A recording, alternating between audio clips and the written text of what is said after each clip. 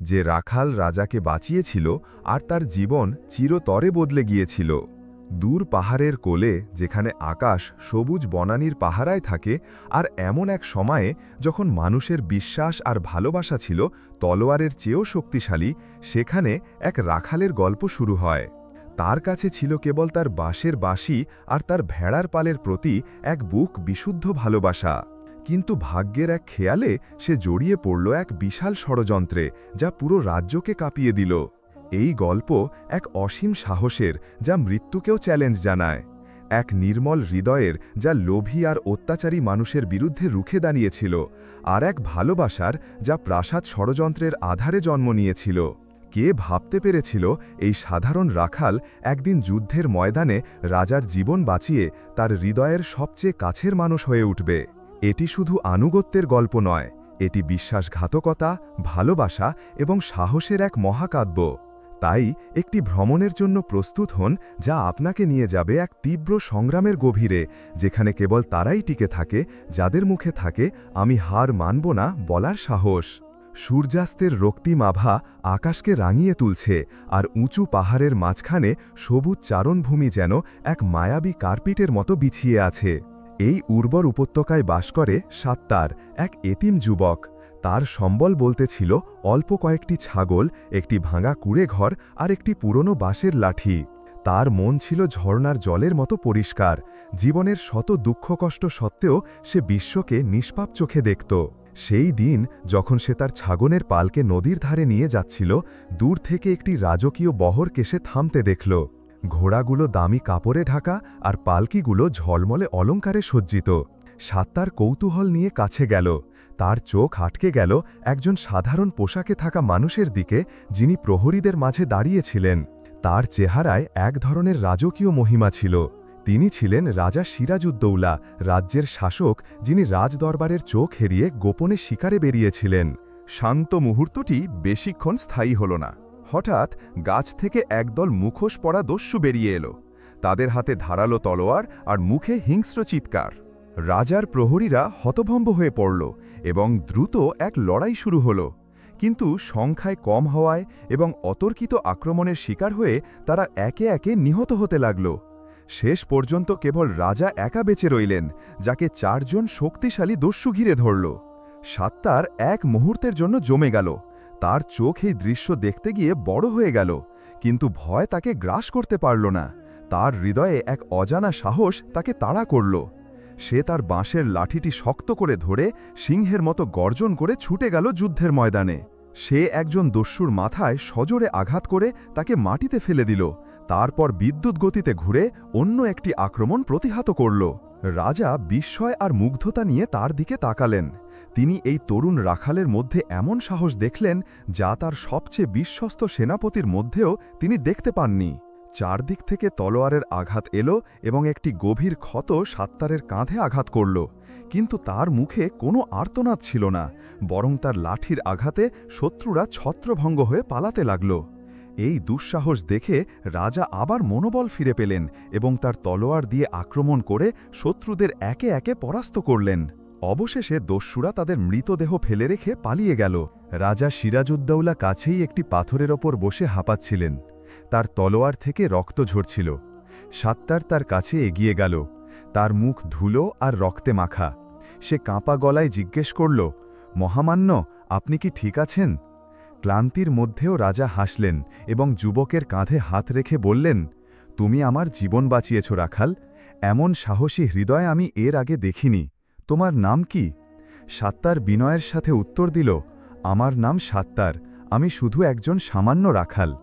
রাজা গভীরভাবে হাসলেন এবং বললেন, আজ থেকে তুমি আর শুধু একজন রাখাল নও, তুমি তোমার রক্ত দিয়ে আমার হৃদয়ে তোমার নাম লিখেছ। যুদ্ধ শেষ হওয়ার কয়েক ঘণ্টার মধ্যেই রাজা সিরাজউদ্দৌলা সাত্তারকে রাজকীয় বহরে নিয়ে যাওয়ার আদেশ দিলেন। রাজা তাকে নিজের পাশে বসালেন এবং তার কাঁধ থেকে রক্ত ঝরতে দেখে চিকিৎসকদের ডেকে তার ক্ষত সারিয়ে তুলতে বললেন। রাজা সাত্তারের হাতে হাত রেখে বললেন, যুবক, তুমি না থাকলে আজ আমি বেঁচে থাকতাম না। আমি অনেক নেতা আর সৈনিক দেখেছি, কিন্তু তোমার আজকের সাহস আমি যতদিন বাঁচব ততদিন ভুলব না। সাত্তার সংকোচের সাথে বলল, মহামান্য, আমি শুধু আমার মন যা করতে বলেছিল তাই করেছি, আমি কোনো প্রতিদান চাই না। রাজা হেসে বললেন, তুমি যতই প্রত্যাখ্যান করো না কেন, পুরস্কার তোমার কাছে আসবেই, তুমি আমার সাথে প্রাসাদে যাবে। যখন রাজকীয় বহর প্রাসাদের ফটকের কাছে এলো, সাত্তার এক ধরনের আতঙ্ক অনুভব করল। তার সামনে বিশাল প্রাচীরগুলো সন্ধ্যার আলোয় ঝলমল করছিল, আর ফটকগুলো সোনা ও দামি কাঠ দিয়ে তৈরি।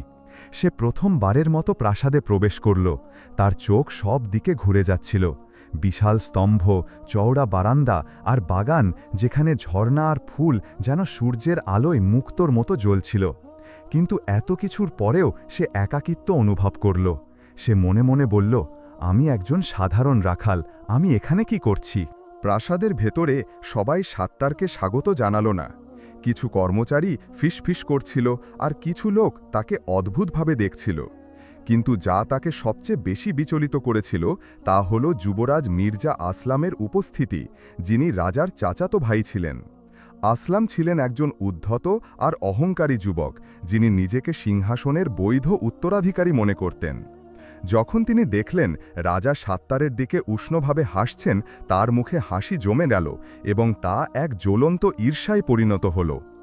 এক রাতে আসলাম তার ঘনিষ্ঠ মন্ত্রী মহিবের সাথে একটি অন্ধকার ঘরে বসেছিলেন, যা কাঁপতে থাকা মোমবাতির আলোয় আলোকিত ছিল। আসলাম ঠান্ডা গলায় বললেন, তুমি কি দেখছ আমার চাচা ওই রাখালকে কিভাবে দেখছে, যেন সে তার নিজের ছেলে? যদি সে এখানে বেশি দিন থাকে তাহলে সে আমার চেয়েও তার কাছে বেশি কাছের হয়ে যাবে। মহিব চতুরভাবে হেসে উত্তর দিল, চিন্তা করবেন না মহামান্য, সাত্তারের মতো ছেলেদের প্রাসাদে কোনো জায়গা নেই। আমরা নিশ্চিত করব যে রাজা তাকে সেভাবেই দেখেন যেভাবে আমরা তাকে দেখি, একজন অনুপ্রবেশকারী। সাত্তারকে রাজা একটি সাধারণ থাকার জায়গা দিয়েছিলেন, কিন্তু সে সেখানে শান্তি পাচ্ছিল না। সেই রাতে সে জানালায় দাঁড়িয়ে রাতের শান্তিতে ডুবে থাকা বাগানটির দিকে তাকিয়েছিল। সে নিজেকে ফিসফিস করে বলল, আমার কি আমার উপত্যকায় থাকা উচিত ছিল? আমি এখানে নিজেকে মানিয়ে নিতে পারছি না। কিছু একটা আমার জন্য অপেক্ষা করছে, যা থেকে আমার পালানোর ক্ষমতা নেই। সাত্তারের প্রাসাদে বসবাসের দিনগুলো ধীরে ধীরে কাটতে লাগল, কিন্তু তার জীবন আর আগের মতো রইল না। রাজা সিরাজউদ্দৌলা তাকে তার ব্যক্তিগত সভায় ডাকতে শুরু করলেন এবং তার সাথে একজন পুরনো বন্ধুর মতো কথা বলতে লাগলেন। রাজা সাত্তারের মধ্যে এমন সততা আর সাহস দেখেছিলেন যা তিনি তার রাজসভার চাটুকারদের মধ্যে পাননি। তিনি তাকে রাজ্যের কিছু বিষয় সম্পর্কে পরামর্শ দিতে শুরু করলেন, যা অনেকের, বিশেষ করে যুবরাজ আসলামের বিরক্তি আরও বাড়িয়ে দিল। এক সন্ধ্যায় আসলাম একটি অল্প আলোকিত কক্ষে বসেছিলেন, তার মুখে ছিল চাপা রাগের অভিব্যক্তি। তিনি তার অনুগত মন্ত্রী মহিবকে বললেন, তুমি কি দেখনি সেই রাখাল কিভাবে আমাদের মাঝে গর্ব করে হাঁটছে? গতকালও সে তার ছাগল তাড়াচ্ছিল, আর আজ সে রাজার পাশে বসে আছে, যেন সে কোনো রাজকীয় বংশের ছেলে। মহিব একটি দুষ্ট হাসি হেসে উত্তর দিলেন, এটি আমাদের জন্য একটি সুযোগ মহামান্য। যদি রাজা তার বিশ্বাস অর্জন করে তাহলে আমরা অনেক কিছু হারাব। আমাদের তাকে প্রতিষ্ঠা হওয়ার আগেই শেষ করে দিতে হবে। আসলাম তার ভ্রু কুঁচকে বললেন, তোমার কি কোনো পরিকল্পনা আছে? মহিব ফিসফিস করে কাছে গিয়ে বললেন, আমরা রাজাকে বোঝাবো যে সাত্তার একজন বিশ্বাসঘাতক, একটি জাল চিঠি যা দেখাবে যে সে রাজ্যের শত্রুদের সাথে যোগাযোগ করছে, আর সবকিছু তার বিরুদ্ধে চলে যাবে। এই সময় সাত্তার প্রাসাদের অলঙ্কৃত করিডোরগুলোতে হেঁটে এই অদ্ভুত জগতের সাথে মানিয়ে নেওয়ার চেষ্টা করছিল, কিন্তু তার ভেতরের অনুভূতি তাকে প্রতারিত করেনি। সে অনুভব করছিল যে অনেক চোখ তাকে দেখছে আর কিছু মুখ তার দিকে মিথ্যা হাসি হাসছে। এক রাতে সে যখন শান্ত বাগানে হাঁটছিল, সে দ্রুত পায়ের শব্দ শুনতে পেল। সে ঘুরে তাকাল এবং দেখল একজন তরুণী তার সামনে দাঁড়িয়ে আছে, যার মুখে ছিল দৃঢ়তা এবং চোখে ছিল বুদ্ধির ঝলক। সে ছিল লিয়ানা, প্রধান সেনাপতি আজাদের কন্যা। লিয়ানা তার দিকে স্থিরভাবে তাকিয়ে বলল, তুমি সাত্তার, তাই না? সে বিস্ময়ের সাথে মাথা নাড়ল। লিয়ানা যোগ করল, তুমি রাজাকে বাঁচিয়েছ, কিন্তু আমাকে বিশ্বাস করো, এখানে প্রাসাদে শুধু সাহস যথেষ্ট নয়। এখানে এমন মানুষ আছে যারা তোমার মুখের সামনে হাসবে আর তোমার পিঠে ছুরি মারবে। সাত্তার তার বুকে এক শীতল অনুভূতি অনুভব করল এবং বলল, তুমি কি বলতে চাইছ যে কেউ রাজাকে আঘাত করতে চায়? সে নিচু কণ্ঠে উত্তর দিল, সম্ভবত তুমি যা ভাবছ তার চেয়েও বেশি। আমি কিছু ষড়যন্ত্রের ফিসফিস শুনেছি যা গোপনে চলছে। সতর্ক থেকো সাত্তার, কারণ প্রাসাদ সেই পাহাড়ের চেয়েও বেশি বিপজ্জনক যা তুমি অভ্যস্ত। সেই রাতে সাত্তারের চোখে ঘুম এলো না। সে লিয়ানার কথা এবং তার গভীর কণ্ঠস্বর মনে করছিল, যা একটি আন্তরিক সতর্কবার্তা বহন করছিল। সে যখন তার ঘরের ছাদের দিকে তাকিয়েছিল, সে নিজের কাছে শপথ করল, আমি রাজাকে তার দেয়ালের বাইরের শত্রুদের থেকে বাঁচিয়েছি, কিন্তু আমি মনে করি যে আসল বিপদ এই দেয়ালের মধ্যেই। দিনগুলো প্রাসাদের ভিতরে ধীরে ধীরে কাটছিল। প্রতিদিন সাত্তার জায়গাটির ভার অনুভব করছিল, যেন সে একটি জটিল ষড়যন্ত্রের সুতোর ওপর দিয়ে হাঁটছে। রাজা সিরাজউদ্দৌলা আগের চেয়েও বেশি তার ওপর নির্ভর করছিলেন। তাকে তার শাসনের সভায় বসাতেন এবং তার সাধারণ পরামর্শ শুনতেন, যা একটি আন্তরিক হৃদয় থেকে আসত, দরবারের জটিল হিসাব থেকে নয়। কিন্তু সাত্তার যত রাজার কাছে আসছিল, আসলামের বুকে ঈর্ষার আগুন ততই জ্বলছিল। সে তাকে আক্রমণের মুহূর্তের অপেক্ষায় থাকা এক নেকড়ের মতো দেখছিল। এক সন্ধ্যায় যখন সাত্তার প্রাসাদের উঠানে তলোয়ার ব্যবহার করা শিখছিল, তখন লিয়ানা, প্রধান সেনাপতি আজাদের কন্যা, তার কাছে এলো। সে একটি সাধারণ পোশাক পরেছিল, কিন্তু তার মুখে ছিল এক শক্তি যা সাত্তারকে অনুশীলন বন্ধ করতে বাধ্য করল। লিয়ানা সাহসের সাথে তার তলোয়ার ধরে বলল, তুমি এইভাবে তলোয়ার ধরছ না, তুমি প্রথম যুদ্ধেই পরাজিত হবে। সাত্তার তার কথায় অবাক হয়ে গেল, কিন্তু সে তার হাত ধরে তলোয়ারের অবস্থান ঠিক করে দিল। একটি হালকা হাসি যোগ করে বলল, এইভাবে এখন একটি আঘাত চেষ্টা করো। সাত্তার এত কাছ থেকে কাউকে তাকে শেখাতে অভ্যস্ত ছিল না, কিন্তু তার কথা এবং তার ব্যক্তিত্বের শক্তি তাকে অন্যরকম কিছু অনুভব করতে বাধ্য করল। তারা কিছু অনুশীলনমূলক আঘাত বিনিময় করল এবং হঠাৎ তার পা পিছলে গেল, তার হাত থেকে তলোয়ার পড়ে গেল। লিয়ানা হেসে বলল, মনে হচ্ছে দস্যুদের মুখোমুখি হওয়ার সাহস মানে এই নয় যে তোমার শেখার দরকার নেই। সাত্তার হেসে উত্তর দিল, হয়তো, কিন্তু আমি একজন যোদ্ধা হতে চাই না, আমার পক্ষে সৎ থাকাটাই যথেষ্ট। তাদের মাঝে এক মুহূর্তের জন্য নীরবতা নেমে এলো। তারপর লিয়ানা নিচু কণ্ঠে বলল, আমি জানি তুমি প্রাসাদের লোকদের থেকে আলাদা, তাই আমি তোমাকে সতর্ক করছি, আগামী উৎসবে রাজাকে হত্যা করার পরিকল্পনা করা হচ্ছে। সাত্তার তার কথা শুনে জমে গেল এবং দৃঢ়তার সাথে উত্তর দিল, তুমি কিভাবে জানলে? লিয়ানা বলল, আমি আমার বাবাকে কিছু নেতাদের সাথে কথা বলতে শুনেছি। মনে হচ্ছে এটি তোমার ধারণার চেয়েও বড় একটি ষড়যন্ত্র। আমার বাবা নিজেও রাজাকে সতর্ক করছেন, কিন্তু আসলাম আর মহিব সত্য গোপন করছে। সাত্তার অচেতনভাবে তার হাত ধরল এবং বলল, লিয়ানা, আমি কাউকে রাজাকে আঘাত করতে দেব না। তিনি আমাকে দারিদ্র্য এবং হতাশা থেকে বাঁচিয়েছেন, এবং আমি তাকে বিশ্বাসঘাতকতার কারণে পড়তে দেব না। লিয়ানার গা লাল হয়ে গেল যখন সে ফিসফিস করে বলল, সতর্ক থেকো সাত্তার, যারা দিনের আলোতে হাসে তারা রাতের অন্ধকারে তোমাকে হত্যা করতে পারে। সেই রাতে সাত্তার তার পক্ষে ফিরে গেল। তার হৃদয় উদ্বেগ আর রাগের মিশ্রণে পূর্ণ ছিল। সে তার জানালার সামনে বসে চাঁদের দিকে তাকিয়ে নিজেকে বলল, আমি রাজাকে দস্যুদার হাত থেকে বাঁচিয়েছি, কিন্তু প্রাসাদের যুদ্ধ অনেক বেশি বিপজ্জনক। কে জানে, হয়তো আমি এখান থেকে জীবিত বের হতে পারব না। রাজকীয় বড় উৎসবের রাত এসেছিল, যেখানে রাজা সিরাজউদ্দৌলা রাজ্যের বিজয়ের বার্ষিকী উদযাপন করার জন্য সমস্ত নেতা ও অভিজাতদের সিংহাসনের কক্ষে আমন্ত্রণ জানিয়েছিলেন। কক্ষগুলো সিল্ক এবং সোনা দিয়ে সজ্জিত ছিল, এবং বিলাসবহুল খাবারগুলো লম্বা টেবিলের ওপর সাজানো ছিল, যা মোমবাতির উজ্জ্বলতা প্রতিফলিত করছিল। কিন্তু দৃশ্যের সৌন্দর্য সত্ত্বেও সাত্তার তার হৃদয়ে একটি ভার অনুভব করছিল। রাজাকে হত্যার ষড়যন্ত্রের বিষয়ে লিয়ানার কথাগুলো তার মন থেকে যায়নি, এবং সে প্রতিটি পদক্ষেপ তীক্ষ্ণ দৃষ্টিতে দেখছিল। লিয়ানা সাত্তারের কাছে এসে উত্তেজনার সাথে ফিসফিস করে বলল, আমি মুহিবকে কিছুক্ষণ আগে রাজকীয় রান্নাঘরে ঢুকতে দেখেছি। তার কাছে একটি ছোট বোতল ছিল, আমার খারাপ লাগছে। সাত্তার চোখ ছোট করে উত্তর দিল, আমি নিশ্চিত না হওয়া পর্যন্ত রাজাকে তার খাবারে হাত দিতে দেব না। রাজা তার সিংহাসনে বসলেন, যখন কর্মচারীরা এগিয়ে এসে একটি রৌপ্য ঢাকা সুন্দর থালা তার সামনে রাখল। সাত্তার দেখল মুহিবের হাত আসলামের দিকে একটি গোপন দৃষ্টি পাঠাচ্ছে, যিনি একটি ছোট হাসি হাসলেন, যেন তিনি কিছুর জন্য অপেক্ষা করছেন। এবং যেই মুহূর্তে রাজা খেতে হাত বাড়ালেন, সাত্তার দ্রুত এক কদম এগিয়ে গিয়ে রাজার সামনে থালাটি আঘাত করল। থালাটি মাটিতে পড়ে গেল এবং মাংসের টুকরোগুলো লাল গালিচার উপর ছড়িয়ে পড়ল। সবাই নীরবতা ও বিস্ময়ে দাঁড়িয়েছিল। আসলাম কৃত্রিম রাগের সাথে চিৎকার করে বলল, তুমি কি পাগল হয়ে গেছো রাখাল? তুমি কিভাবে রাজাকে এভাবে অপমান করার সাহস করো? সাত্তার দৃঢ়তার সাথে উত্তর দিল, তার কণ্ঠস্বর কক্ষ জুড়ে প্রতিধ্বনিত হচ্ছিল, মহামান্য, আপনার খাবারে বিষ আছে। আমি নিশ্চিত যে কেউ আজ রাতে আপনাকে হত্যা করতে চায়। উপস্থিতদের মধ্যে একটি গুঞ্জন উঠল যখন মুহিব ধাক্কা খাওয়ার ভান করে এগিয়ে এলো। কি বাজে অভিযোগ!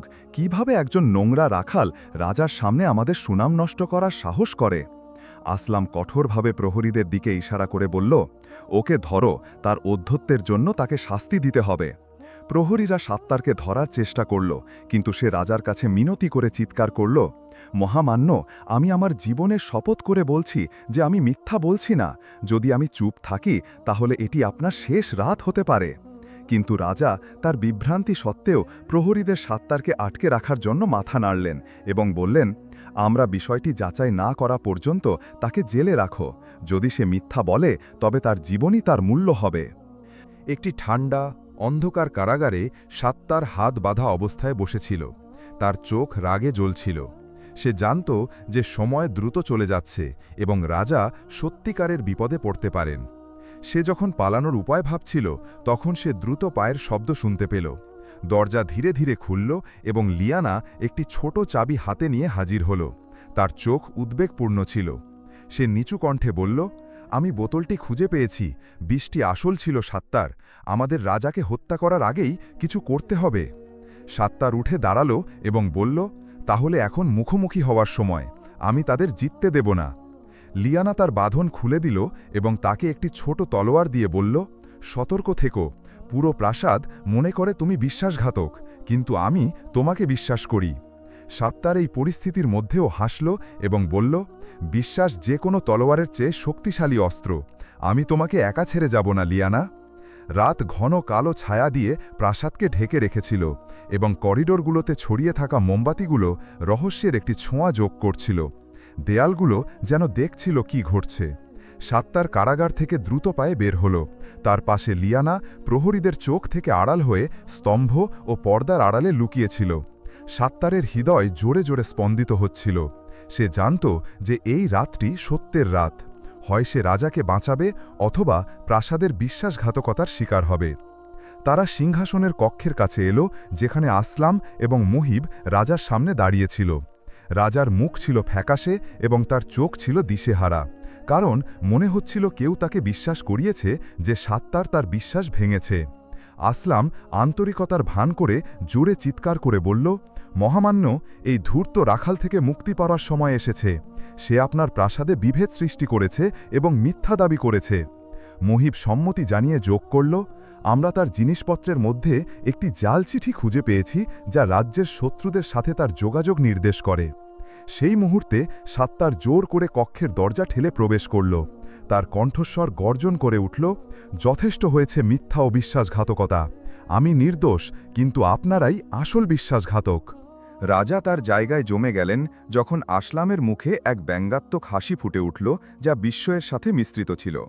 আসলাম তার তলোয়ারের হাতলে হাত রেখে বলল, যদি তুমি দাঁড়িয়ে মরার সিদ্ধান্ত নিয়েছ, তাহলে আমি তোমার গল্প শেষ করতে পেরে আনন্দিত হব। আসলাম সাত্তারের দিকে ছুটে গেল। সাত্তার লিয়ানার দেওয়া তার ছোট তলোয়ারটি বের করল। কক্ষের মাঝখানে একটি হিংস্র যুদ্ধ শুরু হলো, যেখানে তাদের তলোয়ারগুলো জোরে শব্দ করে কাটছিল। তাদের মধ্যে থেকে স্ফুলিঙ্গ উঠছিল।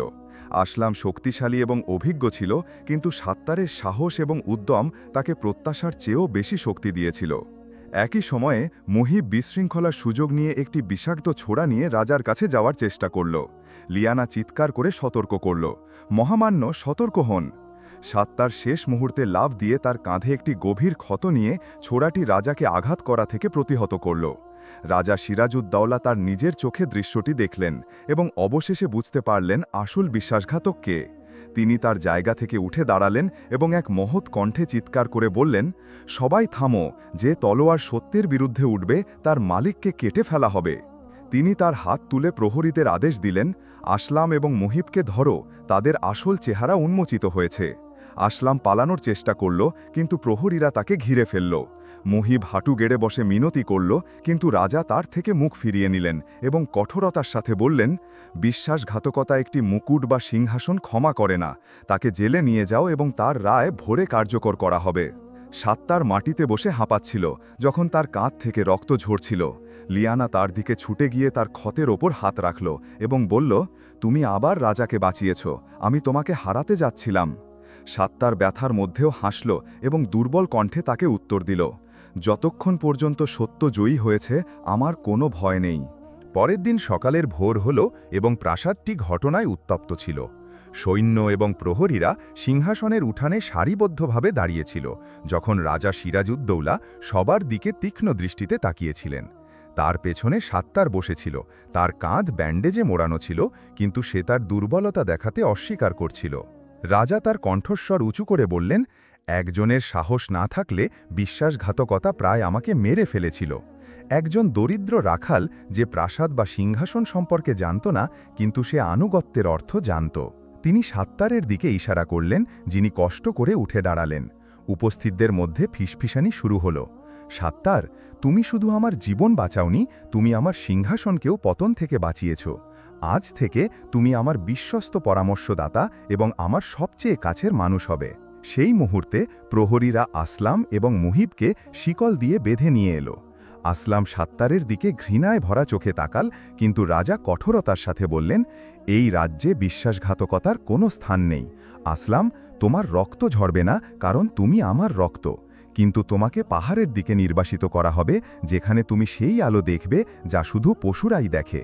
আর মহিবের জন্য রাজা তাকে সবার সামনে মৃত্যুদণ্ড কার্যকর করার আদেশ দিলেন, যাতে সে প্রতিটি ব্যক্তির জন্য একটি শিক্ষা হয়ে থাকে, যারা অন্ধ উচ্চাকাঙ্ক্ষার জন্য তাদের সম্মান বিক্রি করে। যখন কক্ষটিতে একটি মহৎ নীরবতা নেমে এলো, লিয়ানা দ্বিধাবোধে ভরা পদক্ষেপে এগিয়ে এলো, কিন্তু যখন সে রাজার চোখের দিকে তাকাল, তখন সে আত্মবিশ্বাসের সাথে তার মাথা উঁচু করল।